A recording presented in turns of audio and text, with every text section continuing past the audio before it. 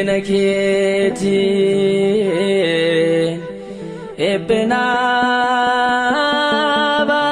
Ebenabane Bokul kabane kunaragini Anno rattifanni fame No fibse jalala Ifam nesabaye wanundo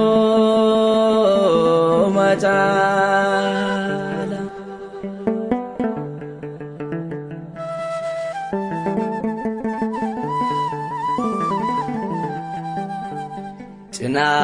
Cinacha waranamte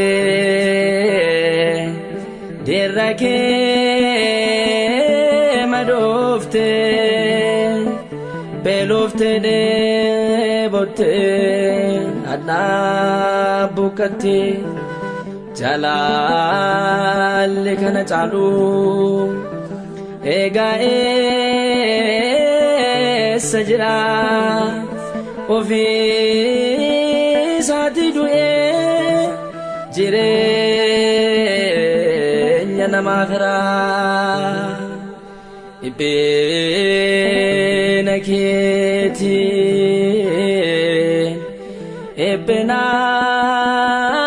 Ebenabane Bokul kabane kunaragini Anno rattifanni fame No fibse jalala Ifam nesabaye wanundo majala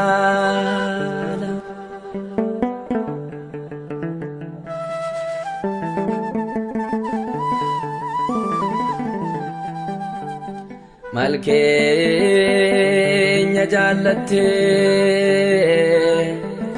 Dua kenya dute Itabka baladan Goligo tabatin Oto sijibani Atisan jalata Hidan siarkisu Fanasani buta Benaketi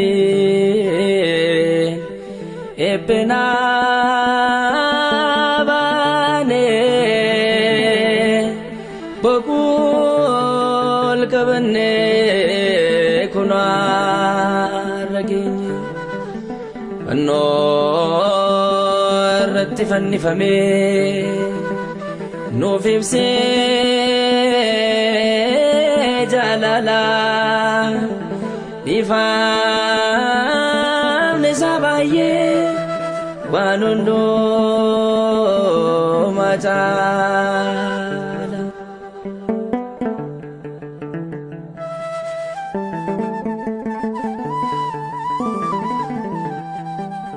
Ati Yesus Maria Bosimi malaku ilmi shefan nifame panoratiga fargu Yohannis ilmashe isheni sadasa nuwaratamanif nuvadahatisa Benaketi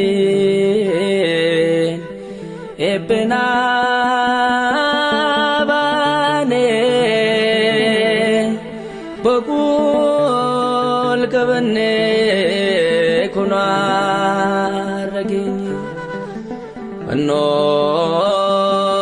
rattifanni fame nuuf ibsee jaalala dhiifamni isaa baay'ee waan hundumaa caala.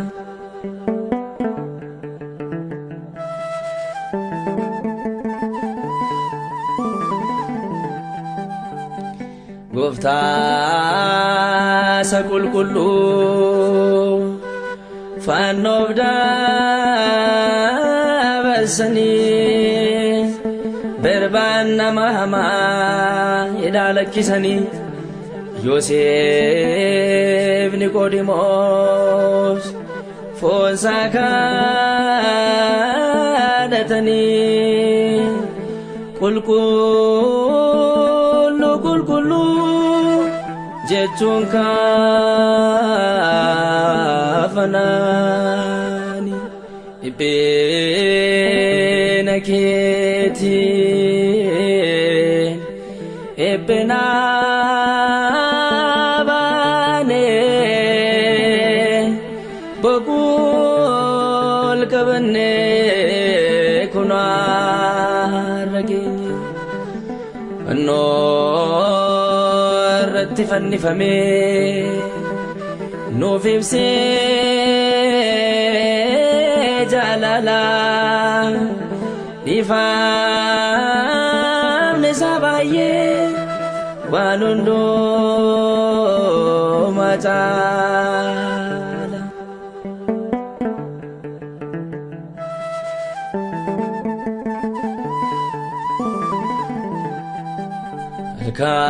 Halkan guyyaa sadii bultawwaala keessa du'oonni dammaqanii ba'anii lafa keessa gaafa du'aa kaatee halkan waala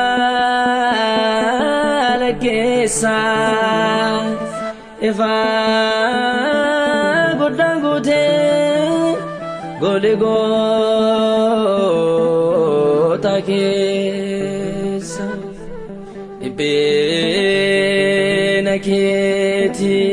keetiin eebbina baanee